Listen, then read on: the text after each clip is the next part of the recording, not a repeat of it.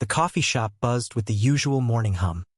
Clinking cups, murmured orders, and the hiss of the espresso machine. Karen, impeccably dressed in a crisp blazer, stormed to the counter, her cold latte trembling in her hand. "This is unacceptable," she snapped, slamming the cup down. Her voice sliced through the chatter, drawing every eye. Maya, the young barista, froze mid-pour, her heart sinking.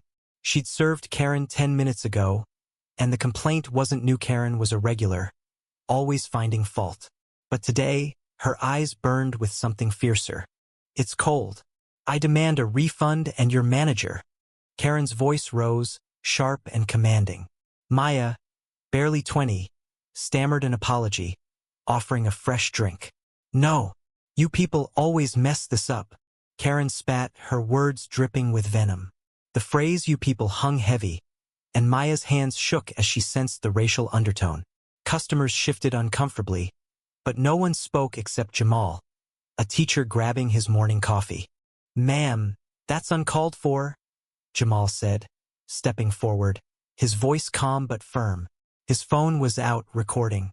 Karen whirled on him, her face reddening. "Mind your own business," she shrieked, then leaned closer, her voice low and vicious. "Or do you think you're better than me because of your kind?" The cafe fell silent, the air thick with shock. Maya's eyes welled up, but she stood tall, refusing to break. Karen, emboldened, dialed 911. "There's a hostile situation here," she claimed, her voice theatrical. "These people are threatening me." Customers gasped, murmuring in disbelief. Jamal kept recording, his jaw tight. Maya's manager, Sarah, rushed out, trying to de-escalate, but Karen's accusations grew wilder, each word laced with prejudice, unaware of the phone capturing every syllable. Police arrived, sirens blaring outside the glass windows. 2 officers stepped in, assessing the scene. Karen pointed at Maya and Jamal, spinning a tale of aggression. But Jamal, unflinching, played the video. The officers' faces hardened as Karen's racist remarks echoed through the speaker. The crowd's murmurs turned to outrage.